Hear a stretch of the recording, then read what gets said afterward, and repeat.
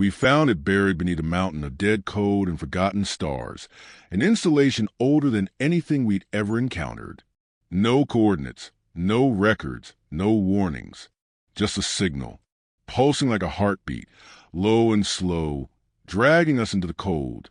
The Ares Ascendant was the first human ship to breach the galactic perimeter, a Black Ops cruiser, half AI, half vengeance, crewed by people who didn't blink when the void blinked back. I was on board as mission intel. Former UN recon, now turned freelance. The job was simple. Follow the signal, retrieve what you can, and if possible, burn what shouldn't exist. It wasn't a planet. It wasn't even natural. The thing floated in the dark like an ulcer, sharp-edged, pulsing with light in patterns that made our eyes water and stomachs churn. A perfect cube, 50 kilometers wide, orbiting nothing. We didn't dock. We got too close and it took us, dragged us inside without a tremor. No alarms, no violence, just rewrote reality around us. 1 second, stars. The next, walls. Sterile, seamless, humming with something deeper than electricity. Like thought, the kind of place you don't walk through. You trespass, and it knows. We split into squads, for units, armed with rail carbines and neurojammers. Standard procedure for unknown constructs. I led Alpha. The walls kept shifting when we weren't looking. New doors, impossible angles. Hallways that moved like muscle. But the writing, that's what broke protocol. Not alien. It was English, etched into the walls, half erased, like a scientist's notes on a chalkboard. Phase 3. Neural aggression indicators. Spike at 12.3 cycles. Unstable. Termination protocol suspended. Observation prioritized. Cognitive resilience exceeds baseline. Reassessment required. We weren't explorers anymore.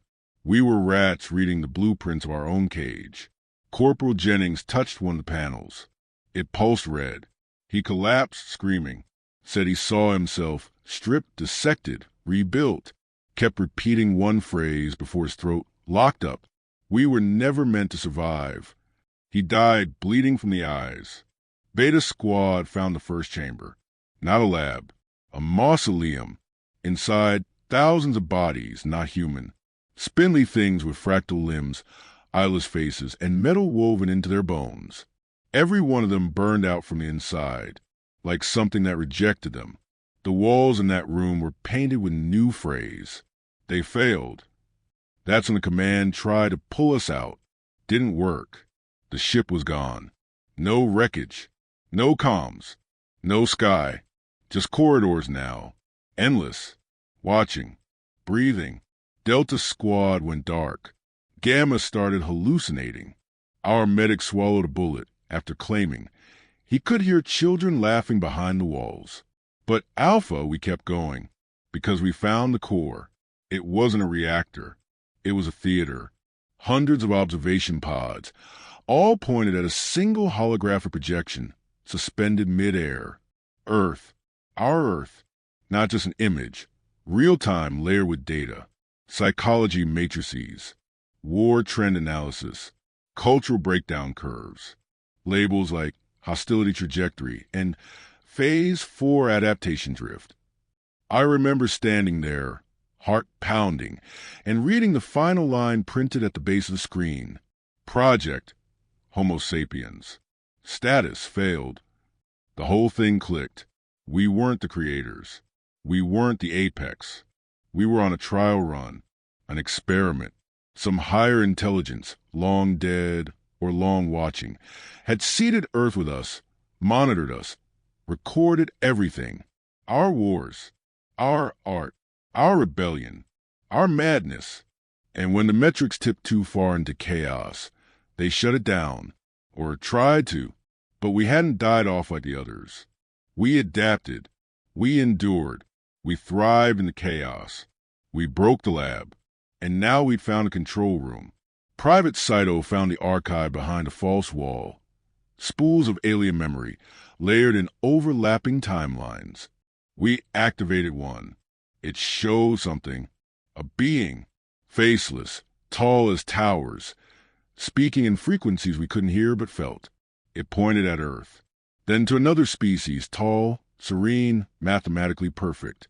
They bloomed, then withered.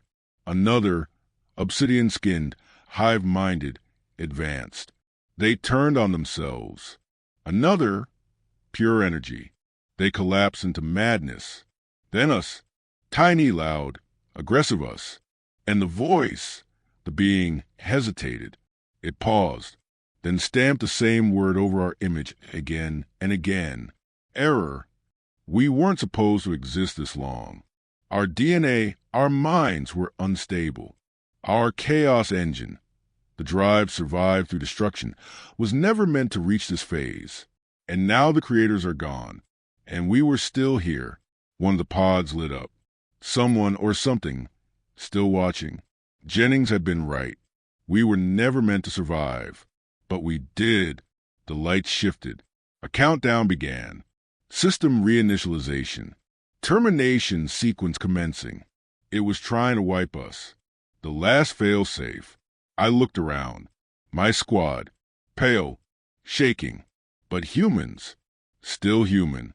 We opened fire. The core shattered like glass on the rail rounds. But what spilled out wasn't wires. It was organic. Neural. A brain the size of a city, suspended in time. And it screamed when we killed it. Reality flickered. The corridors began collapsing. We ran, back through impossible geometries, pursued by walls that screamed in languages we didn't have tongues for. One by one, they fell. Saito crushed by shifting gravity. Mitchell melting into the floor. Thompson evaporated mid-step. Only I made it out. I don't remember how. I woke up inside an escape pod drifting near Jupiter, broadcast beacon flaring. Picked up 3 weeks later by a Martian patrol ship. No one believed me. The Ares Ascendant is listed as lost due to navigational error. But I kept one thing. A sliver of that core, black, glassy, still pulsing with slow, hateful light. And now it's changing, growing. Our mistake wasn't surviving the lab. Our mistake was leaving it alive. Because if we were a failed experiment, then what's coming now is the next one, and it knows we're still here.